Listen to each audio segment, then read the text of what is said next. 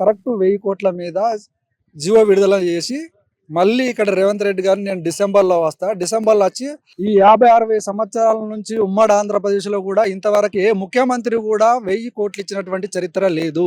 ఏదైతే తెలంగాణ ఉద్యమాన్ని ఉవ్వెత్తున లేపినటువంటి విద్యార్థి నాయకత్వం అంతా ఉద్యమాలు చేసి ప్రాణాలు అర్పించి తెలంగాణ రాష్ట్రాన్ని తీసుకొచ్చిన తర్వాత ఈ యూనివర్సిటీకి వచ్చినప్పుడు ఎలక్షన్ ప్రచారంకి వచ్చినప్పుడు అక్కడ దిగినప్పుడు ఏదో 10 మంది పోయి ఆయనకు చెప్పులు చూపెట్టడం జరిగింది. అన్న చెప్పండి, నిన్న రేవంత్ రెడ్డి గారు ముఖ్యమంత్రి గారు ఇక్కడ ఓయూకి రావడం ఎట్లా అనిపిస్తుంది? 1000 కోట్ల ఆ, జీవో కూడా రిలీజ్ చేయడం జరిగింది ఉస్మానియా యూనివర్సిటీ అభివృద్ధి విషయంలో. ఏం చెప్తారు మీరు? మేము అనుకుంటుంది ఏంటంటే ఆయన ఆగస్టులో వచ్చి ఇక్కడ ఠాగూర్ టైంలో మాట్లాడుతున్నప్పుడు వాళ్ళు కేవలం హాస్టల్ ఓపెనింగ్ గురించి వచ్చినటువంటి వాళ్ళు. ఆ టైంలో మా వీసీ గారు మా హాస్టల్కు 5 కోట్లు కావాల 10 కోట్లు కావాలని అంటే సీఎం గారే మేము మీకు 1000 కోట్లు ఇవ్వడానికి మేము వచ్చినాము, మీరు 5 కోట్లు 10 కోట్లు అడగడానికి కూడా మీరు ఎందుకు భయపడుతున్నారంటని చెప్పి నేను మీకు 1000 కోట్ల ఇస్తా, మీకు ఏమేం కావాలో మీరంతా ఒక కమిటీగా ఏర్పడి మా వాళ్ళు మీరంతా ఒక కమిటీగా ఏర్పడి కమిటీ వేసుకొని మీకు ఏమేం కావాలో నా దగ్గరికి రండి, నేను బడ్జెట్ ఇవ్వడానికి రెడీ ఉన్నాంటానని 3 నెలల క్రితమే చెప్పి వెళ్ళడం జరిగింది. ఆ వెళ్ళిన 3 నెలల తర్వాత కరెక్ట్ దాని కొరకు అన్ని ఎస్టిమేషన్ వేసుకొని వీళ్ళు కమిటీలు వేసుకొని ఏమేం కావాలో కరెక్ట్గా గవర్నమెంట్కు వాళ్ళు సబ్మిషన్ చేయడం జరిగింది మొత్తం ప్రాజెక్టులన్నీ. ఆ సబ్మిషన్ చేసిన తర్వాత కరెక్ట్ 1000 కోట్ల మీద జీవో విడుదల చేసి మళ్ళీ ఇక్కడ రేవంత్ రెడ్డి గారు నేను డిసెంబర్లో వస్తా, డిసెంబర్లో వచ్చి ఆర్ట్స్ కాలేజ్ కానీ ఓపెన్ టు ఆల్ మీటింగ్ జరుపుకుందామంటే క్లియర్గా చెప్పడం జరిగింది. కరెక్ట్ ఏదైతే రేవంత్ రెడ్డి గారు ఏ నిధులు అయితే ఇవ్వడానికి వచ్చిండో ఆ నిధులు ఇవ్వడానికి ఇక్కడ వచ్చి ప్రోగ్రాం పెట్టడం జరిగింది. ఈ యూనివర్సిటీని దాదాపుగా మీరు గమనించి చూడండి, నిజాం ప్రభు ఉస్మానియా యూనివర్సిటీ కట్టిన తర్వాత ఈ 50-60 సంవత్సరాల నుంచి ఉమ్మడి ఆంధ్రప్రదేశ్లో కూడా ఇంతవరకు ఏ ముఖ్యమంత్రి కూడా 1000 కోట్లు ఇచ్చినటువంటి చరిత్ర లేదు. మొట్టమొదటిసారిగా 1000 కోట్లు ఇచ్చినటువంటి చరిత్ర ఈ రేవంత్ రెడ్డి గారిదే. గతంలో మేము ఏమనుకున్నామంటే ఉస్మానియా యూనివర్సిటీలో ఉద్యమాలు చేస్తున్నటువంటి ఉద్యమ నాయకులం అందరము ఏవైతే అశేష ప్రజానీకంలో నిత్యం జనబాహుల్యంలో ఉంటూ ఏదైతే తెలంగాణ ఉద్యమాన్ని ఉవ్వెత్తున లేపినటువంటి విద్యార్థి నాయకత్వం అంతా ఉద్యమాలు చేసి ప్రాణాలు అర్పించి తెలంగాణ రాష్ట్రాన్ని తీసుకొచ్చిన తర్వాత ఏ పెద్ద మనిషి అయితే ఇక్కడ ఇంటికొక ఉద్యమం ఇస్తానని చెప్పినటువంటి వ్యక్తి ఆయన ఇస్తాడని మేము చాలా కలలు కన్నటువంటి చరిత్ర. అట్లాంటి ఒక మహానుభావుడు ఈ యూనివర్సిటీకి వచ్చినప్పుడు ఎలక్షన్ ప్రచారంకి వచ్చినప్పుడు అక్కడ దిగినప్పుడు ఏదో 10 మంది పోయి ఆయనకు చెప్పులు చూపెట్టడం జరిగింది. ఆ 10 మంది చెప్పులు చూపెడితే ఆయన ఏమనుకున్నాడంటే ఆయన హట్ అయ్యి అసలు యూనివర్సిటీ గెలిచిన తర్వాత యూనివర్సిటీని ఆయన పట్టించుకున్నటువంటి దాఖలు లేవు. ఆ పెద్దలు కేసీఆర్ గారు ఆ 10 మందిని దృష్టిలో పెట్టుకొని ఇక్కడ రాష్ట్రంలో ఉన్నటువంటి వాళ్ళని కానీ యూనివర్సిటీలో ఉన్నటువంటి విద్యార్థి లోకాన్ని అందరినీ పక్కకు పెట్టేసిండు. ఆ 10 సంవత్సరాలు మాకు నష్టం జరిగింది. ఉద్యమ నాయకులకు కానీ ఈ రాష్ట్రంలో ఉన్నటువంటి నిరుద్యోగులకు కానీ విద్యార్థి లోకానికి అందరికీ నష్టం జరిగింది.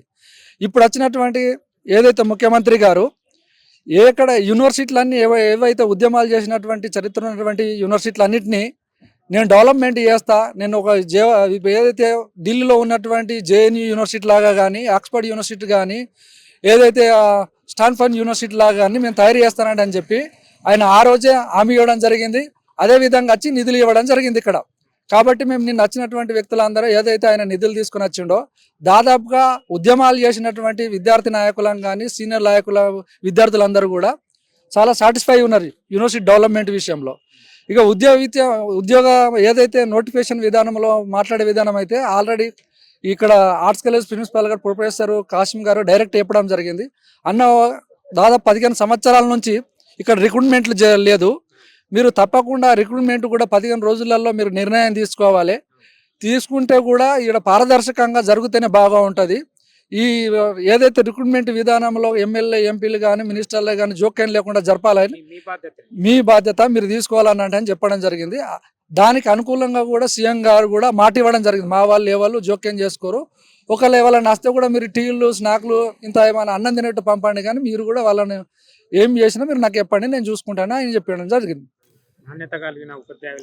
నాణ్యత గల ఉపాధ్యాయులు ఒకవేళ మీరు ఇంత బడ్జెట్ ఇచ్చి గొప్ప యూనివర్సిటీ తయారు చేయాలా, ఒక నాణ్యత ఉన్నటువంటి విద్యార్థి లోకాన్ని తయారు చేయాలని అంటే ఇక్కడ ఫ్యాకల్టీ కూడా నాణ్యమైనటువంటి వ్యక్తులే కావాలంటానని వాళ్ళు చెప్పడం జరిగింది.